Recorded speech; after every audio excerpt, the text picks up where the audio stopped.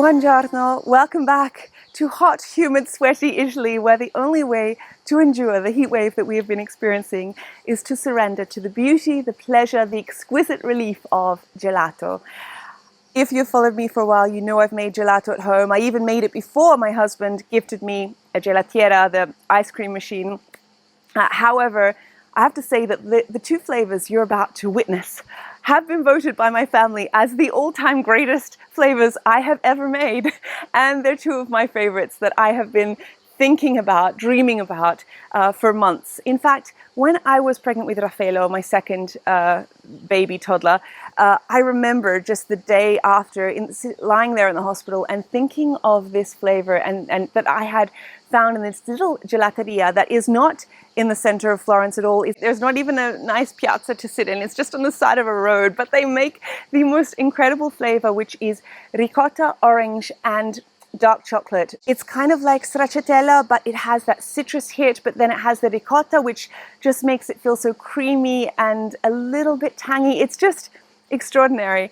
And then you know that during summertime, as you might have seen on my stories, I often make one of the classic desserts, which I just churn out almost now with my eyes closed, which is my roasted peach cheesecake. It's actually a yogurt cheesecake, and well, with Philadelphia and yogurt, so it makes it a bit lighter. Anyway, people always rave about this. I love it. It just disappears. It's like a magic trick. I put it out, and then no matter how big or small the group is, suddenly everyone is having seconds, and it just goes in one sitting. So I have been serving this up after lunches that we host here and just thinking, I wonder if I could turn this dessert, this roasted peach cheesecake, into a gelato. And I have to say, the results have been extraordinary for both of the flavors. You know I'm all about health. I just did, last week's episode was on healthy eating, and I do like to eat very nourishing food, and I do strength training, and I'm always going on walks and swimming and running after two toddlers.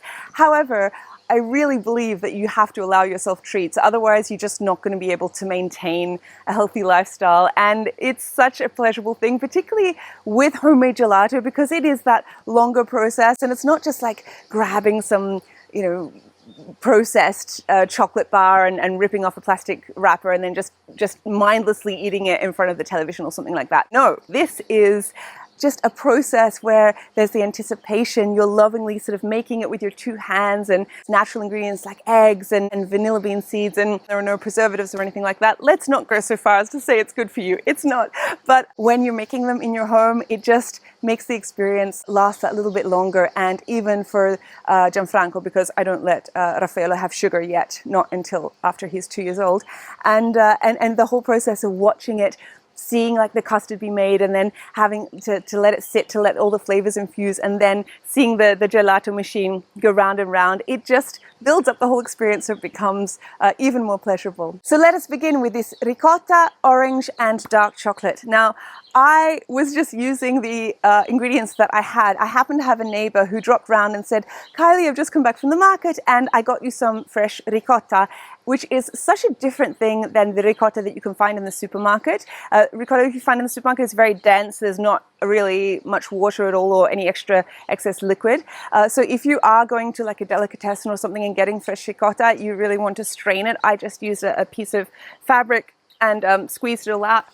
Getting bitten by ants, and then balanced it on a spoon so that could strain out while I'm preparing the base of my ice cream or my gelato. The thing is that a lot of recipes say that you don't necessarily need eggs, but I do like to add eggs because it just makes it richer and creamier, and it also improves the texture. A lot of people might say, can you reduce the sugar? But if you know anything about gelato or ice cream, sugar is there to help that texture. When you make homemade ice cream, if you have that really hard texture that's not lovely and voluptuous and soft and scoopable, that can be a bit disappointing. So I add the eggs in for that reason. It improves the texture and the flavor. Then if you can add in a little bit of alcohol, which you don't taste at all, that helps too, because of course alcohol doesn't freeze, so it remains a little bit liquidy. and so I start with my base, which is 2 cups of cream and 1 cup of milk, and then I want to infuse it with some flavors, particularly the orange. Now I added the zest of 2 oranges because I love I love the flavor of orange and dark chocolate is just heaven. So also with the ricotta, it's a very creamy base and you just want to lift it with that kick of citrus. And so putting it in the cream and the milk at this stage just lets it really infuse. What you could do is massage it into the sugar, which is what I did with the second batch of ice cream that gelato that I'm going to make later. However, in this case, I just added it straight to the cream and the milk. I put in some vanilla as well because I wanted that to kind of infuse into the dairy products, and you just put that on a low heat and then just stirring it, and you don't want it to come to a boil. So meanwhile, I prepare my eggs. The eggs come from our neighbor just next door, so I know they're super fresh. You could use anything from, I think, 3 to 6 eggs. I used 5 and I think that was a nice number. It really makes it very creamy and rich and velvety, so I love that. And you're just using the yolk. So I whisk in that, and then at that point my cream milk concoction is ready, and I just ladle that very gently into the eggs so that I'm just gradually gently bringing up the temperatures, and then it's all going to go back into the pot to cook. But you want to do this first transition where eggs meet cream in a very gentle way so that they don't cook. At that point, I also remembered that I had a vanilla bean pod, so I cut that open and added in the vanilla bean seeds as well, which I could have done actually at the beginning. Can we put the little squirrel to see what I'm doing? Hello? Oh, what's this? What's this? A vanilla stick. A vanilla stick? You could eat that. You could eat it, yeah. I mean, I think the outside is not so delicious. But the vanilla stick inside is It's so delicious. You know what I think, darling? Look, see, all these little vanilla seeds, they're just coming out here. And then we put them into here. With it back on the heat, you want to stir it and bring it to the point just before it comes to the boil. You don't want it to boil, that means you've gone too far. I think it's about 70 or 80 degrees Celsius, but you really can just check by putting in a spoon or a spatula and seeing that if it coats the back of it, and if you draw a little line through it, it just remains. So that can tell you that it's kind of thickened to the right degree. You know that I have a secret in the land. You have a secret? Something I tried this time, which I hadn't before because I was reading all about gelato, and it was to make an ice bath to cool it down. So after I'd taken it off the heat, I just had another bowl with ice and water in it, so I could pour the hot liquid in and then stir it until it came down to room temperature or something. And then at this point you can add in some alcohol, because as I said, you know, when you keep alcohol in the freezer, it doesn't freeze, so that's an advantage with the gelato, so that we're not getting that really hard result and it stays lovely and soft. I was looking for some grappa, which we usually have in the house, but I think Guido and some friends finished at the last lunch we had, so I added instead this brandy, which I have to say you couldn't really taste at all. It's really just to improve the texture, so don't worry about thinking it's going to be very boozy. It's not. At this point I added the ricotta, and because it's quite lumpy, I really wanted to incorporate it well, so I put it in the blender to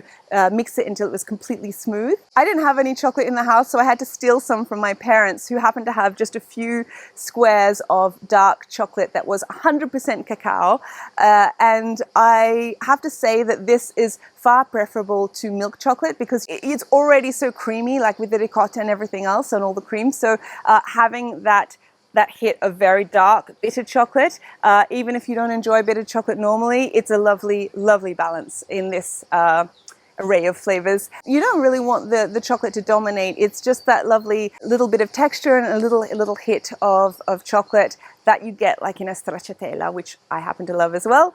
In theory, you leave it overnight, but we just didn't have that patience, so I think I left it for an hour and that is it. And then put it into the gelato machine, and then Gianfranco just stood there on his little Montessori stool, just watching it turn and turn and turn, which is quite hypnotic. And then finally it began to get lovely and thick and voluptuous, and I find it so challenging to film gelato because when it's finally made, everyone is coming from, in from the fields, in from the garden, in from the pool to have gelato. We've got quite a few people here in the house at the moment. So it was going into so many bowls and so many mouths and people just eating it straight out of the gelato machine. So I quickly scooped up some to show you, and apologies, it's a little bit melted, but my goodness, this was everything that I hoped it would be. Dans le silosco apporte la nuit. Les étoiles où nous sourient. Et c'est notre amour qui brille plus que le ciel. Sous la lune, c'est toi et moi qui brille déjà. It was just so incredible. Guido said, he just put down his spoon. He's like, you know how Italians do? No, vabbè, no, vabbè. This is the best gelato, he said, you've ever made. Until I made the second batch a few days later, which was my roasted peach cheesecake gelato. So let's get into that one. For Mother's Day, Guido gifted me this beautiful recipe notebook, which is really perfect for me because I never work from a recipe and I never remember what I'm putting in. So to be able to have a notebook there where I can scribble down the quantities, which also helps me give recipes to you, because apologies, I'm always just scrambling about filming and also looking after the children and then also cooking. So sometimes I'm not always so good at getting the recipe up on the site, and then it's because I think to myself, oh, I really should do this again twice so that I'm double checking the quantity so that it definitely works for you. However, now that I've got my book, it's an incentive for me to be a little bit more precise and write down the measurements. So with this cheesecake gelato, I often order this flavor because I love cheesecake, but I find that in a lot of gelaterias they usually have kind of like a syrup or more of like a fruit jam that goes through it, and that's lovely, but I wanted actual pieces of peach, and you really don't want any fruit juice to be incorporated into gelato because then it will become icy. So I roasted the peaches with sugar, and I found that way they maintained really well when freezing, and also became even more delicious in flavor. And then I also roasted them with some cinnamon, because just to give it that hint of what for me is the perfect cheesecake. And then I also added some chopped thyme, because I think roasted peaches and thyme is a marvelous combination.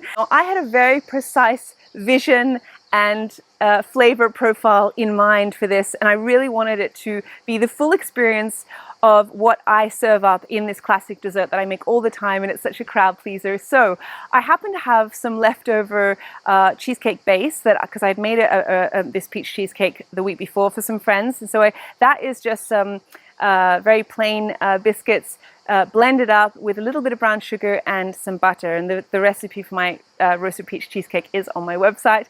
And so I had some extra of that, which had just been baked in the oven until it's kind of golden, but it wasn't exactly in clumps. So I just wanted to add that in at the very end when the gelato was nice and thick. Once they were roasted, you could see that a lot of the liquid had come out. It's not like they were dried, like dried fruit, but they were still very juicy, but they kind of dehydrated quite a bit so that they could be added later on to the gelato. Hang on, let me just check what I did add, because I ended up going all over the place, and to be honest, this made a little bit more than my ice cream machine was capable of. So at a certain point I had to scoop some out and put it into my ice cream container, but that was fine, because honestly we wanted a greater quantity because there were so many people interested in having it. So yeah, if you could, I suppose, reduce the quantity a little bit. I feel like once you have the base of cream and milk, which I use, and I always use fresh eggs as well, you can then add as much of the cheese component, like the ricotta or the Philadelphia, as you wish, in terms of how strong you want that flavor to come through. And so for me, I started again with my cream and my milk, but this time I massaged in some lemon zest, the zest of a whole lemon, into the sugar, just to really bring out all those oils, and apparently it enhances the flavor. And then whisked the sugar into my egg yolks, and then once again, the same process, once the cream and milk with a little bit of vanilla had come to just under a boil, I then slowly added it into my eggs and sugar to temper the eggs, and then added it all back onto the heat to again bring it up to just under a boil. Then I put it in the ice bath again, and you know what, I added the Philadelphia just seeing if it would melt down just by mixing it, but it wasn't as smooth as I wanted it, so I put it also again into the blender to really get that incorporated well, and then put it in the fridge, this time a little bit longer, but again we couldn't wait for it to be overnight, and it was still really just packed with flavor. But I'm sure it would be 10 times better if you did have the patience to wait a little bit longer. This is my cheesecake base, and then I'm thinking that as it gets thicker I'm going to add in the peaches and the cheesecake crust. Then came the exciting part of bringing all these delicious elements together. So I have my lemon infused cheesecake base that starts churning in the ice cream machine, and then I have my thyme scented roasted peaches, and then I've got my crumble, or the base layer of the cheesecake. And so when it got to, I'm missing you behind the curtain. When it got to a point where it was lovely and thick, obviously if it's not thick, I imagine that the fruit would just drop to the bottom. So I wanted to wait until it got almost ready, and then put in the peaches. And Gianfranco's like face, you don't see it on the camera, but it was like this close from the gelato, and then sprinkle also in a little bit of the crumble, and just watch that swirl through and become one delicious mix. And then I found at that point that my gelato machine was kind of overflowing, so I scooped some out, put it in the freezer, and then waited until it was really almost done before adding in a lot more of the crumble. And of course you could just sprinkle on top, but I kind of wanted it to be through. Another option, which I also experimented with, was in my ice cream container, just sort of layering some of the gelato and then putting the crumble and some peaches, and then more ice cream and then layering. I think that's probably the best one if you don't really want it to be all mixed through, but it gave it this wonderful flavor too, because it was kind of like this cinnamon biscuit undertone. Oh, it was just so good. So this was scooped, licked, slurped, just completely devoured, and I rushed out to film the final result on an ice cream cone for you to see.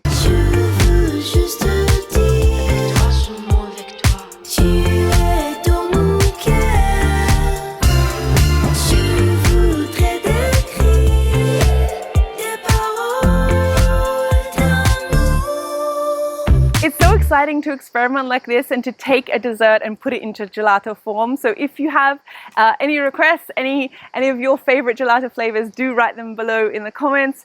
I do make a really great chocolate. Have I shown you the chocolate gelato? I can't remember if last summer I filmed that or not, but I did make a lot of it. I just can't remember if I shared it with you.